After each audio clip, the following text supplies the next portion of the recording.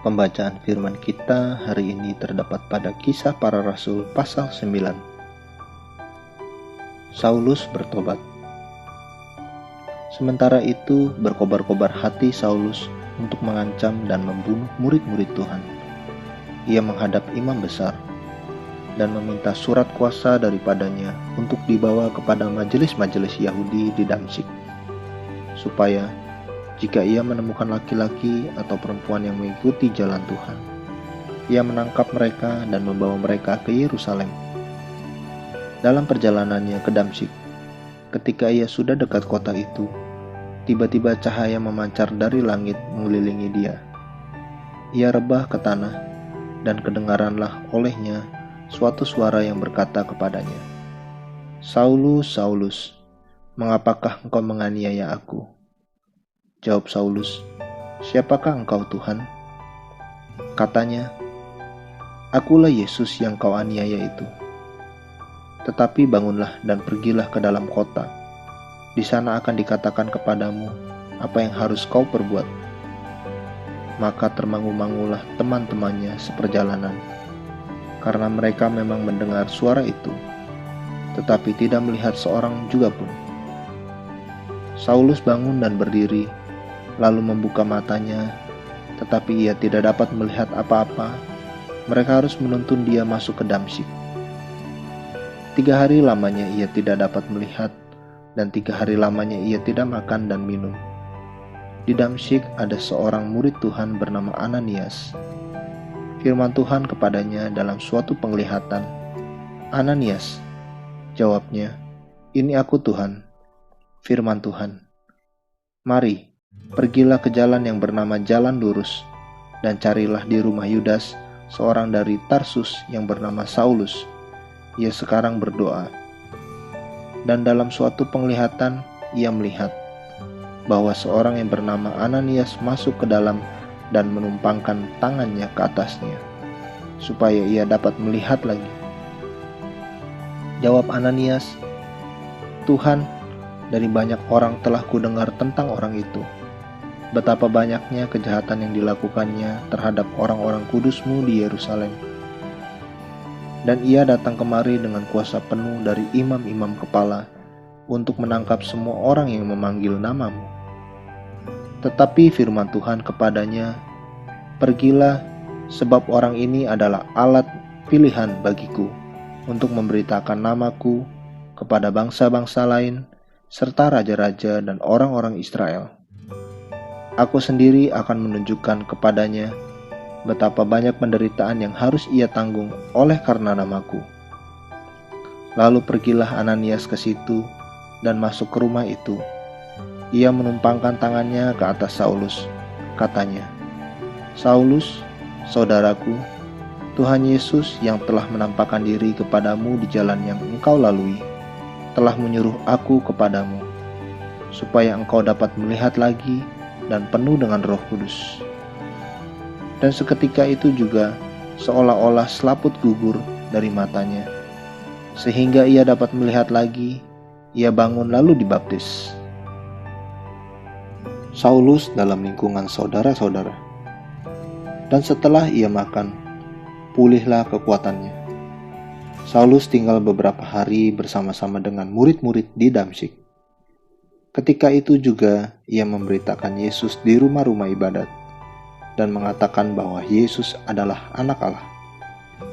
Semua orang mendengar hal itu heran dan berkata, "Bukankah dia ini yang di Yerusalem mau membinasakan barang siapa yang memanggil nama Yesus ini? Dan bukankah ia datang ke sini dengan maksud untuk menangkap dan membawa mereka ke hadapan imam-imam kepala?" Akan tetapi, Saulus makin besar pengaruhnya, dan ia membingungkan orang-orang Yahudi yang tinggal di Damsyik, karena ia membuktikan bahwa Yesus adalah Mesias. Beberapa hari kemudian orang Yahudi merundingkan suatu rencana untuk membunuh Saulus. Tetapi maksud jahat itu diketahui oleh Saulus.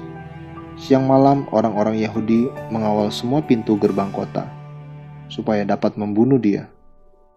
Sungguh pun demikian, pada suatu malam, murid-muridnya mengambilnya dan menurunkannya dari atas tembok kota dalam sebuah keranjang.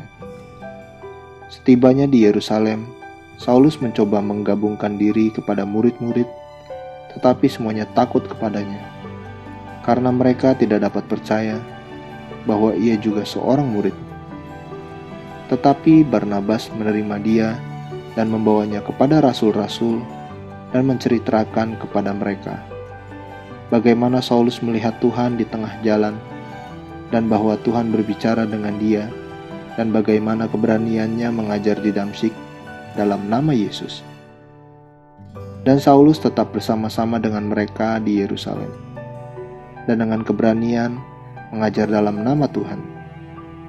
Ia juga berbicara dan bersoal jawab dengan orang-orang Yahudi yang berbahasa Yunani, tetapi mereka itu berusaha membunuh dia. Akan tetapi, setelah hal itu diketahui oleh saudara-saudara anggota jemaat, mereka membawa dia ke Kaisarea dan dari situ membantu dia ke Tarsus. Selama beberapa waktu, jemaat di seluruh Yudea, Galilea, dan Samaria berada dalam keadaan damai. Jemaat itu dibangun dan hidup dalam takut akan Tuhan. Jumlahnya makin bertambah besar oleh pertolongan dan penghiburan Roh Kudus. Petrus menyembuhkan Eneas dan membangkitkan Dorkas. Pada waktu itu, Petrus berjalan keliling, mengadakan kunjungan kemana-mana. Dalam perjalanan itu, ia singgah juga kepada orang-orang kudus yang di Lida. Di situ didapatinya seorang bernama Eneas yang telah 8 tahun terbaring di tempat tidur karena lumpuh. Kata Petrus kepadanya, "Eneas, Yesus Kristus menyembuhkan engkau. Bangunlah dan bereskanlah tempat tidurmu." Seketika itu juga bangunlah orang itu. Semua penduduk Lida dan Saron melihat dia, lalu mereka berbalik kepada Tuhan. Di Yope ada seorang murid perempuan bernama Tabita, dalam bahasa Yunani Dorkas. Perempuan itu banyak sekali berbuat baik dan memberi sedekah. Tetapi pada waktu itu ia sakit lalu meninggal, dan setelah dimandikan, mayatnya dibaringkan di ruang atas. Lida dekat dengan Yope. Ketika murid-murid mendengar bahwa Petrus ada di Lida, mereka menyuruh 2 orang kepadanya dengan permintaan, "Segeralah datang ke tempat kami." Maka berkemaslah Petrus dan berangkat bersama-sama dengan mereka. Setelah sampai di sana, ia dibawa ke ruang atas dan semua janda datang berdiri dekatnya, dan sambil menangis, mereka menunjukkan kepadanya semua baju dan pakaian yang dibuat Dorkas waktu ia masih hidup. Tetapi Petrus menyuruh mereka semua keluar. Lalu ia berlutut dan berdoa. Kemudian ia berpaling ke mayat itu dan berkata, "Tabita, bangkitlah." Lalu Tabita membuka matanya, dan ketika melihat Petrus, ia bangun lalu duduk. Petrus memegang tangannya dan membantu dia berdiri. Kemudian ia memanggil orang-orang kudus beserta janda-janda, lalu menunjukkan kepada mereka bahwa perempuan itu hidup. Peristiwa itu tersiar di seluruh Yope dan banyak orang menjadi percaya kepada Tuhan. Kemudian daripada itu, Petrus tinggal beberapa hari di Yope, di rumah seorang yang bernama Simon, seorang penyamak kulit. Amin. Terus baca firman-Nya, renungkan dan lakukan dalam kehidupan kita. Tuhan Yesus memberkati.